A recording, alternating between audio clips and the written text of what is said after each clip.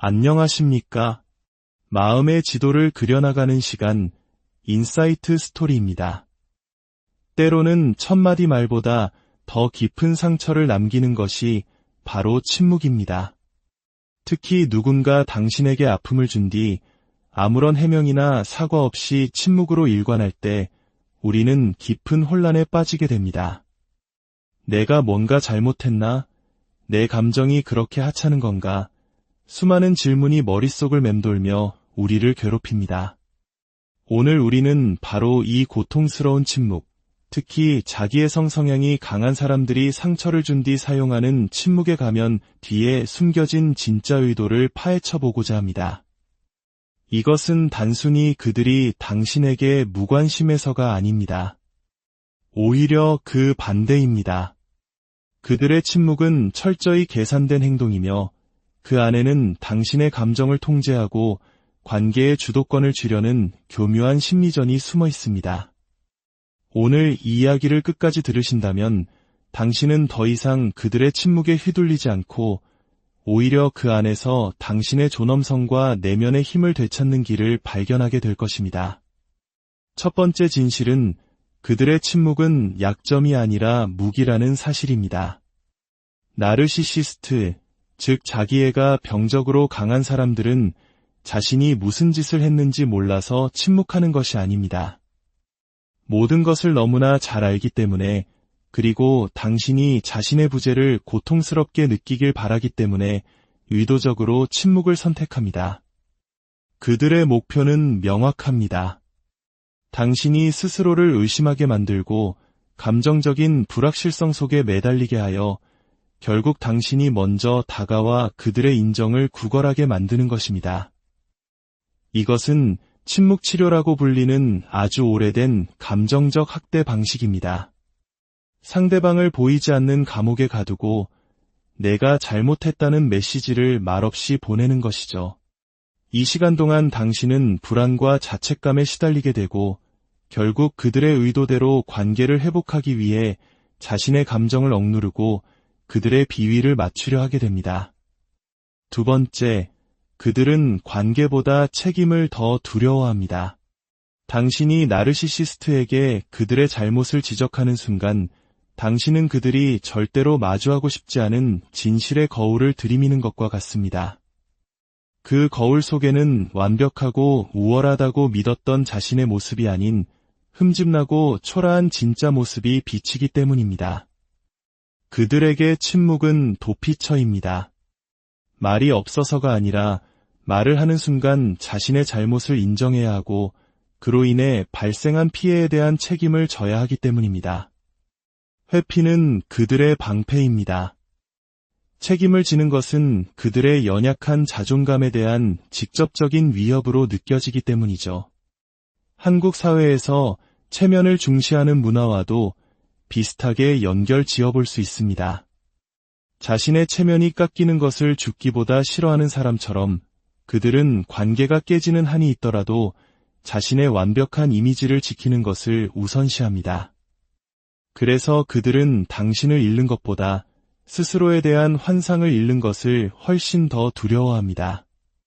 세 번째, 당신을 무시하는 것은 역사를 새로 쓰려는 시도입니다.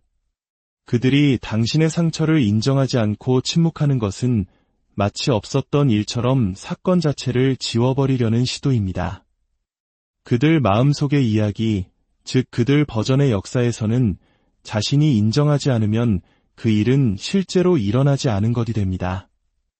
이것은 매우 교묘한 가스라이팅의 한 형태입니다. 이를 통해 그들은 스스로가 잘못했다는 죄책감으로부터 자신을 보호하는 동시에 당신을 과민 반응하거나 오해한 사람으로 만들어버립니다. 결국 당신은 자신의 감정과 기억마저 의심하게 되죠. 정말 내가 너무 예민했던 걸까? 이런 생각이 드는 순간 당신은 이미 그들이 새로 쓴 이야기의 조연으로 전락하고 있는 것입니다. 네 번째, 그들의 침묵은 결코 오지 않을 마무리를 쫓게 만드는 덫입니다.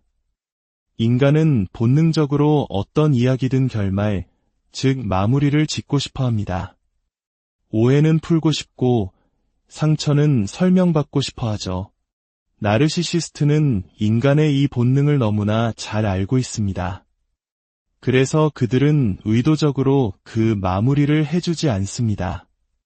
명확한 해명이나 사과를 보류함으로써 당신의 감정 상태에 대한 통제권을 계속 유지하는 것입니다. 당신이 해명을 요구하며 그들을 쫓을수록 당신은 그들의 자존감에 연료를 부어주는 꼴이 됩니다. 그들은 당신이 자신에게 매달리는 모습을 보며 우월감을 느끼죠. 진정한 관계의 마무리는 그들의 인정이나 사과를 통해 오는 것이 아닙니다. 당신이 더 이상 그들의 인정을 필요로 하지 않을 때 바로 그 순간에 당신 스스로에게서 오는 것입니다. 5번째, 이것은 감정적 미성숙의 명백한 증거입니다. 정신적으로 건강하고 성숙한 사람들은 갈등이 불편하더라도 피하지 않고 마주합니다. 대화를 통해 문제를 해결하려고 노력하죠. 하지만 나르시시스트는 갈등으로부터 도망쳐 무관심이라는 가면 뒤에 숨습니다. 이것은 강함이 아니라 지독한 약함의 표현입니다. 정직하고 진솔하게 자신의 감정을 다룰 능력이 없다는 것을 스스로 증명하는 셈이죠. 이 사실을 깨닫는 순간 당신의 관점은 완전히 바뀌게 됩니다. 당신은 벌을 받고 있는 것이 아닙니다. 단지 그들의 한계를 목격하고 있을 뿐입니다. 마치 어린아이가 듣기 싫은 말을 들었을 때 두 귀를 막아버리는 것처럼 그들은 감정적으로 성장하지 못한 어른일 뿐입니다. 당신은 어른의 모습을 한 아이와 씨름하고 있었던 것입니다. 6번째, 당신이 반응할수록 그들은 승리합니다. 당신이 서둘러 전화를 걸고 문자를 보내고 답장을 요구할 때 당신은 정확히 그들이 짜놓은 판 위에서 놀아나고 있는 것입니다. 나르시시스트는 당신의 감정적 반응을 먹고 삽니다.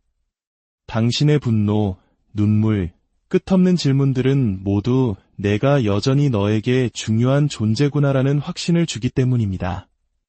당신의 가장 큰 힘은 바로 평정심에 있습니다. 그들의 침묵이 당신의 평온을 결정하지 않는다는 것을 보여주는 것, 그것이 진정한 승리입니다. 이것은 감정을 억누르라는 뜻이 아닙니다. 당신의 소중한 감정을 그것을 무기화하는 사람의 손에 넘겨주지 말라는 의미입니다. 신뢰하는 친구에게 털어놓거나 일기를 쓰거나 전문가의 도움을 받으세요. 당신의 감정을 그들이 아닌 당신을 위해 사용하십시오. 마지막 7번째, 맞대응이 아닌 나 자신을 지키기 위한 침묵을 선택하십시오. 상대방이 나를 무시하니 나도 똑같이 무시해주겠다는 생각은 복수심에서 비롯된 것일 수 있습니다. 하지만 복수를 위한 침묵은 여전히 당신의 감정을 그들에게 묶어두는 족쇄일 뿐입니다. 당신은 계속 그들이 내 침묵을 알아차리는지 괴로워하는지 신경 쓰게 될 것입니다. 진정한 힘은 당신의 침묵이 그들을 벌하기 위함이 아닐 때 나옵니다. 당신의 침묵이 당신 자신을 치유하고 보호하기 위한 경계선이 될 때 비로소 당신은 자유로워집니다. 이것은 나는 더 이상 당신이 내 감정을 해치도록 허락하지 않겠다는 단호한 선언입니다. 당신의 시간과 에너지, 그리고 감정은 이제 온전히 당신의 것입니다. 그 문을 닫는 순간 당신은 깨닫게 될 것입니다. 얼마나 많은 시간을 그들을 기다리고 그들의 기분을 살피며 낭비했는지를 말입니다. 그리고 그 자리에 비로소 깊고 고요한 평온이 찾아옵니다. 오늘 우리는 나르시시스트의 침묵 뒤에 숨겨진 7가지 진실을 알아보았습니다.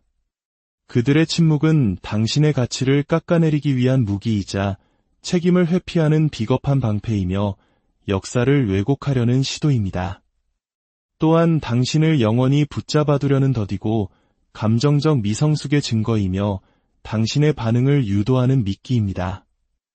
이 모든 것을 깨달은 당신에게 남은 선택은 하나입니다.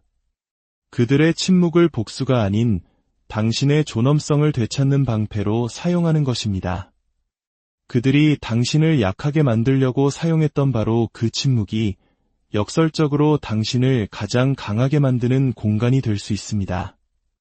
그들의 인정을 구하는 것을 멈출 때 당신은 그들이 통제하던 세상에서 걸어 나오게 됩니다.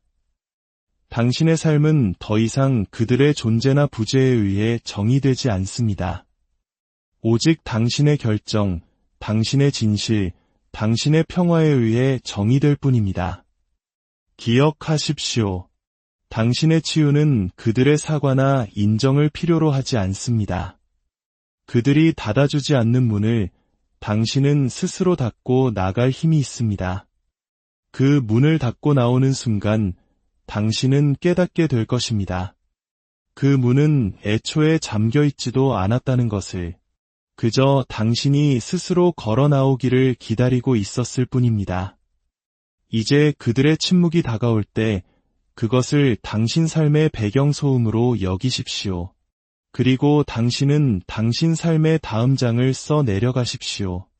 그곳에서 당신의 가치는 협상의 대상이 아니고 당신의 경계는 논쟁의 대상이 아니며 당신의 평화는 거래의 대상이 아닙니다. 오늘 이 이야기가 당신의 마음에 작은 등불이 되었기를 바랍니다. 만약 이 이야기가 당신 혹은 당신 주변의 누군가에게 힘이 될 것이라 생각하신다면 공유를 통해 좋은 지혜를 나눠주시길 부탁드립니다. 당신의 구독과 좋아요는 저희가 더 깊이 있는 이야기를 만드는데 큰 힘이 됩니다. 당신의 모든 걸음에 평화가 함께하기를